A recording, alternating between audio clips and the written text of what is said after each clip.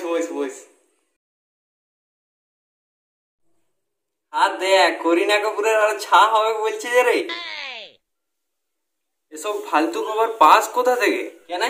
Facebook আছে, YouTube আছে, আর তার সাথে সাথে 24 ঘন্টা এবিপি আনন্দ তো আছেই। ও, ইউটিউব থেকে মনে পড়লো, হ্যাঁ দেখ বুড়ার নতুন সিনেমা বেরাচ্ছে, তার ট্রেলারের ডিসলাইকটা একবার দেখ। ডিসলাইক বোতামটার মনে হচ্ছে টুটি চিপিয়ে রেখেছে। তাই তো দেখছি রে। তাহলে এত কি করে হইলো? হবে নাই মানে 5-5টা অ্যাকাউন্ট থেকে তো আমি মারিছি। কি বলিস রে ভাই, 5-5টা অ্যাকাউন্ট? নাইলে তখন পাবজি জন্মায় নাই, সিওসি খেলতাম। টাউন হল 6, 7, 8, 9, 10 ছিল, সবগুলাই ম্যাক্স। ওই জিমেল গুলা আজ ভালো কাজে লাগছে। বলে তো তুই অনন্য পান্ডের থেকেও বেশি স্ট্রাগল করিস। হ্যাঁ থাক থাক থাক, আর বাহবা দিতে হবে না, আমি তো জানি আমি কি। মহেশ ভট্টের সিনেমা বলে তুই এতগুলো ডিসলাইক দিচ্ছ, তোর তো অনেক উচ্চ চিন্তা ভাবনা।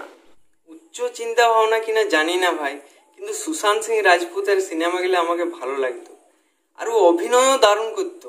কিন্তু এই কুরকুটা রসখেপা 12 বেটারি লোকগুলোর জন্য একটা উঠতি প্রতিভা এত তাড়াতাড়ি আমাদের ছাড়ি চলে গেল। সবকে ইন্ডাস্ট্রি থেকে খেতে হবে, আমরা তো সরাসরি কিছু করতে পারবো না, তাই ডিসলাইক দিয়েই আমাদের আন্দোলন চালাই যাব।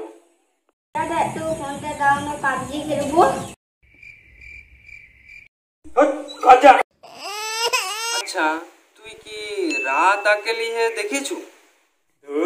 পরে দেখবো। আচ্ছা লুটকেস দেখেছু?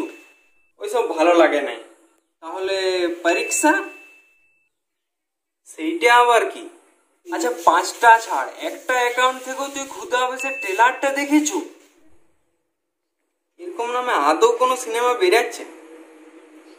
দেখেছিলাম হয়তো, লাইক তাক দিইনি। ভাই শুধু ওদের ট্রেলারে ডিসলাইক দিলেই হবে?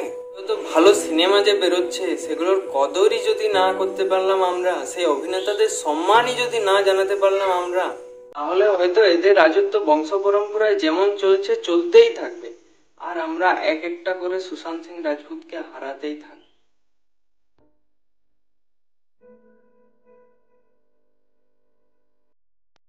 কিন্তু ভাই যে সিনেমাগুলোর নাম বললি ওগুলা তো আলাদা আলাদা অ্যাপে আছে, ও তো সাবস্ক্রিপশন নিতে গেলে তো জমি বন্ধক দিতে হবে।